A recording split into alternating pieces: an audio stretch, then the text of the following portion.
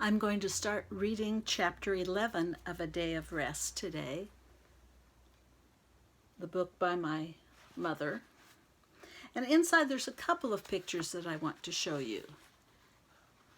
Last time, the boys had discovered something in the mine. Can you tell what it is?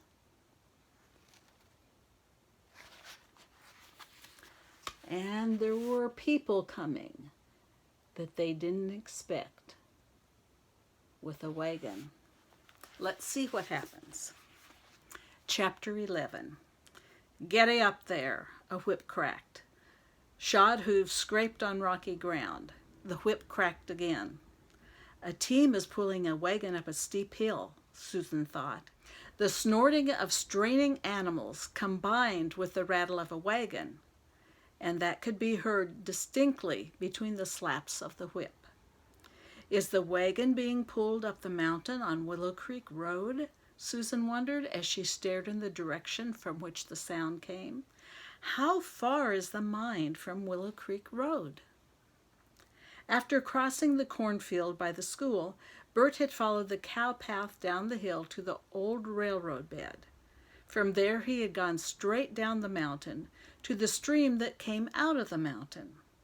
Then they had followed the stream. But the little stream had twisted and turned until Susan had lost all sense of direction. The whip cracked again. The team was nearer. The creak of leather and rattle of harness was quite distinct. Bushes growing around the mine entrance blocked Susan's view, so she moved to the right so that she might see around the bushes, only to find that a stack of chopped wood and then a grove of trees blocked her view of the side of the hill beyond. A few more steps to the right gave Susan a view of the side of the mountain. An old road curved around the foot of the mountain and up to just a few feet beyond the stack of wood. The road was not a railroad bed. A train could not climb that hill. There were no wooden ties as there were at the other mine. Instead, there were two lines worn on the road's surface as if something with wheels had driven that way not too long ago, and several times. Those tracks could have been made by a wagon, and it could be that wagon that was coming now. "Bert, Jim, a wagon is coming," Susan whispered excitedly into the mine tunnel. "Hide, Susan," Bert commanded. "Don't worry about us. We'll hide in here. No one will be able to see us in the dark." Susan turned and stared at the hillside. Where was the best place to hide? Behind the chopped wood? Behind the thick bushes? If she hid either place, she would be by herself. No, she would hide in the mine with Jim and Bert. Susan turned toward the mine entrance, then stopped. There were rats in the mine. Men's voices. The wagon was almost there. The bobbing head of a mule appeared from behind the trees that hid the curve in the road. "Just as I thought," Bert's voice scolded as he came up behind Susan. "Still standing out here in plain sight. Here, into these bushes. Get down and stay down. Dad would skin me alive if I let anything happen to you." This last was said in a fierce whisper right into Susan's ear. Crouched down behind the bushes, Bert and Susan watched while two mules, blowing hard, but no longer straining at the collar, came into sight. Then a wagon with two men on the seat appeared. "Whoa!" the driver yelled as he pulled back on the reins. The mules came to a stop just a few feet from the entrance to the mine tunnel.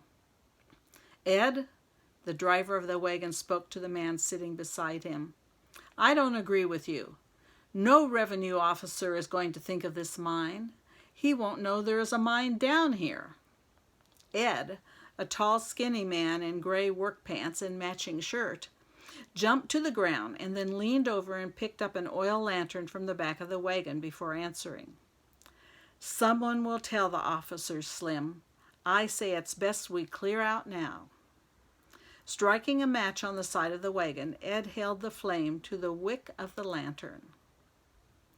Just because you saw the sheriff with two strangers dressed up in suits in White City yesterday doesn't mean that the men are revenue officers, Slim objected as he stepped down from the wagon and began lifting jugs off the bed.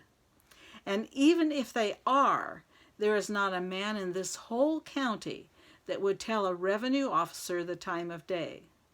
No one wants the feds nosing around in this section of the country, their place or ours.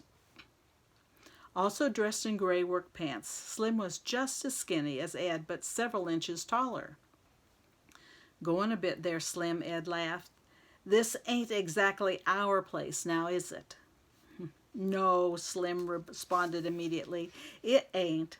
I heard it was old man Bertram McKay's place at one time. I guess we can figure it belongs to one of the sons now.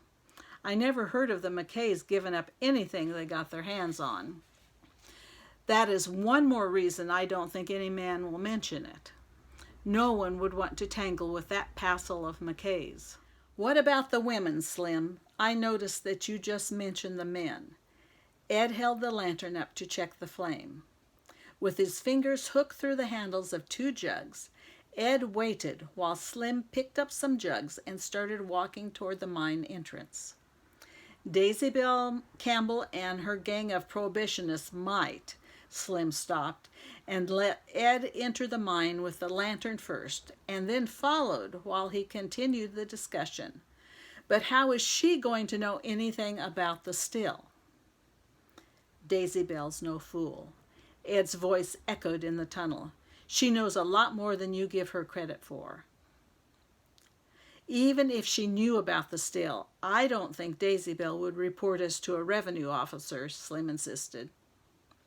No, I guess Daisy Bell would be more apt to bring it up in prayer meeting and have all the countryside praying for us, the sheriff included. And even if that didn't happen, there are others that would inform on us just to get revenge. You may be so saintly that no one would inform on you. Ed's voice was mingled with pauses and grunts as if he were working while he talked. But I'm not. There's even plenty of our own relatives that would just as soon see me in jail as not. The mumbling and grumbling between the two men continued, but Susan did not hear any more because Bert leaned over and whispered into her ear. Stay here. I'm going in there and see what they are doing. No, Bert, Susan objected fiercely. Jim's in there. I brought him. I got to make sure he's okay. Jim's older than you are, Bert. He can take care of himself. But Bert had already disappeared into the mine tunnel. Susan, undecided, started to step out from behind the bushes to follow Bert when a scraping sound stopped her and drew her attention to the wagon. A man, younger, shorter, heavier, and broader than either of the other two, was standing on the bed of the wagon arranging the contents, which seemed to be quilts and jugs. After moving the jugs to the edge of the wagon bed, he vaulted over the side. Going over to the stack of wood, he began carrying it to the wagon and stacking it along the edge of the bed, just as Slim came out of the mouth of the tunnel carrying 2 full jugs that he placed in the wagon. Picking up 2 empty jugs, Slim re-entered the mine. You there, what are you doing? A moment of silence followed. Then Ed broke into laughter. That's a good one. Boy, you really scared me, Slim. I thought you was a revenue agent for sure. Ignoring the remarks of the man in the mine, Slim yelled again. You! Boy, you know who I'm talking to. What are you doing in there? Ed, he's standing there behind that 3rd support beam. Drive him this way. Slim put down the jugs that he was carrying and took a stance at the entrance. There were a few splashes and the sound of a scuffle to indicate that Bert was putting up a fight, but the 2 men quickly overpowered the boy and dragged him out of the mine. Let him go! Jim's voice, shrill with fear and anger, demanded as he dashed out of the mine tunnel and began beating Ed on the back. "Two, by gum," Ed grunted, and he let go of Bert with one hand and grabbed at Jim with the other. "You get that one. I'll hold this one." "Now do you believe that someone will accidentally find the still?" Ed demanded as he got a good hold on Jim. Slim did not answer Ed. He gave Bert a shake and demanded, "Who are you?" "Puddin'tane, and if you ask me again, I'll tell you the same." Bert's answer was brave enough, but his voice betrayed his nervousness, and the sassy comment brought a slap on the face from the questioner. "Did you have to ask that?" Ed laughed. With that red hair, he couldn't be any other than one of the McTay clan. "If he's a McTay, how did he get up here?" Slim objected. "We got here, didn't we?" Ed promptly replied. "As the crow flies, it ain't as much as 5 miles to Willow Creek. That ain't far for boys of this age." "How many boys does Charles McTay have?" Slim still objected to the identification. "I thought the youngest was that Jas that we ran off last week. You remember, he was in our backyard. Said he was looking for his dog." "Could be one of Al's then." "No, Al just has the one boy and a girl, and they are both younger than this boy." "I think the crow is flying in the wrong direction," the third man broke into the discussion between Slim and Ed. "That ain't Charles' boy, or Al's either. Remember, it was Doug McTay that gave me permission to cut the dead timber. This land belongs to Doug. Now look at those hazel eyes. That boy is the spitting image of Doug McTay." And that's where we're going to stop for today.